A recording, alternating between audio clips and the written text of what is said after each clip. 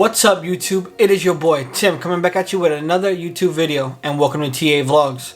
If it's your first time stopping by my channel, I would like to say welcome. If you guys could, please hit that subscribe button, hit that like button. All that does help out the YouTube algorithm and helps boost my video to more and more people. So thank you to every single one of you guys that do that on all my videos. And for today's video, we're going to be going over the top 5 shoes I regret buying in my collection. I felt that was only right if yesterday's video was 5 sneakers I wish I would have bought to have in my collection. Today we're going to go over the 5 I regret the most purchasing. So let's get into the video. So there is no particular order and least to worst. I just picked these 5 out because these are the 5 I regret the most. So starting off with the first one I regret, it's going to have to be the OBJ Air Force 1 High. And the main reason why I regret picking this shoe up is because I paid around $350 for this shoe. Originally it was supposed to only release in one store in New York City. Came with this big golden box. It was a special rollout, and I put in an offer on StockX for $350. Obviously I was accepted. They shipped me the shoe, and about a month later I saw almost in every sneaker store they were getting this pair, and eventually this pair hit outlets, and you could eventually get this shoe for around $100. Right now the price went up a little bit. They're selling for around $200, but not anywhere near what I paid for it. So basically I paid an extra $150 or so just for that golden box. So in my opinion, not worth it. OBJ is my favorite athlete of all time, so I'm happy I have him because this is his first shoe that he was able to do with Nike. As you can see right here on the tongue, it says Nike OBJ right there. And he modeled this after taxi cabs in New York City, but the wearability of the shoe is not too high and the price point was way too high, so that's why I had to have this one on my list. The next shoe I regret purchasing is going to be the React Element 87s and this blue/green colorway. So the first React 87 was that tan and a black one. Those shot up to about $500-600 in the resale market, and everybody was saying this is the new hottest shoe.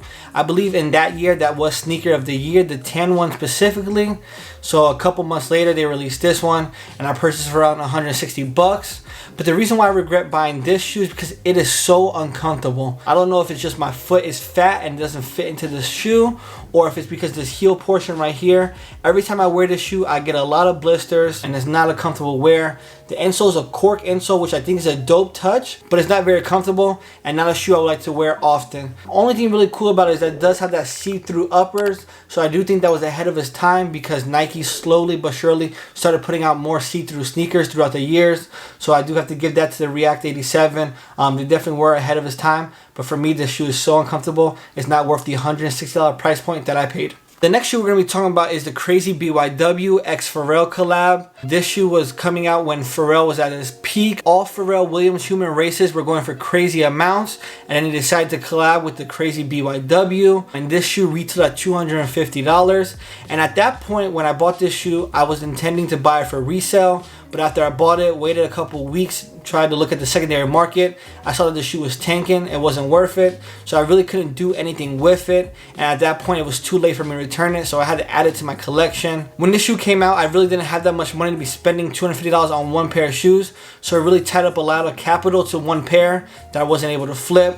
So I just kept it in my collection and I never wear this shoe. So the next shoe we're going to be talking about is the Revenge Storm. Basically that Vans lookalike, the Vans copy. This shoe I got back in 2017, and the reason why I regret picking up this shoe is a couple of reasons. My first main reason is because I traded DS Shadow 1s, and as we all know, DS Shadow 1s are going for about $500 now, while this is going for anywhere between $200 to maybe $250. So I definitely lost in value. And I also lost in wearability because this size is too small. I got a size 11, and at the time I didn't know this shoe runs small, so I'm really not able to wear this shoe. And the fact that it is like a Van model, so it's not that comfortable. I'm very flat-footed, so not a shoe I like to wear often. I like the design on it, and I like the thought about the shoe, Revenge Storm, everything that they were doing, how they were making basically cooler Vans.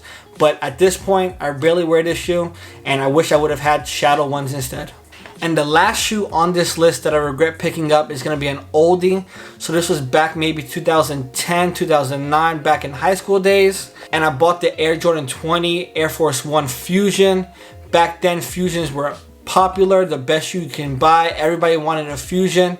But the reason why I regret picking up this shoe in particular is because I passed up on Citrus 9s, I passed up on Jordan 1s, I passed up on Raptor 7s with the DMP pack. I passed up on so many dope retros that are way more valuable than this shoe is right now, that I wish I would have had those shoes instead of this one. And plus, this shoe I will probably never wear again. It's all over patent leather. Not one of my favorite, and not one of the most appealing shoes I have in my collection. So this one's just gonna sit there as a memory, as a time capsule, basically, to go back to say I had a Fusion, and this was the Fusion 20 with the Air Force 1. Not the best shoe. This strap goes crazy though. That was my favorite part. The detail on the strap was amazing. Alright guys, well that's gonna wrap up the video. I hope y'all enjoyed. Those are 5 shoes that I regret picking up. Make sure to learn from my mistakes, guys. And you know, sometimes trends live, sometimes trends die. And that's kind of how it is with the React 87. For that year, it was super popular. Now that model's dead. The Fusion was popular for those couple of years. Now it's dead. You never know, but you live and you learn. You keep on moving. Make sure to check me out on TikTok and Instagram at BroTaylorChip. Both of those links will be down in the description box below.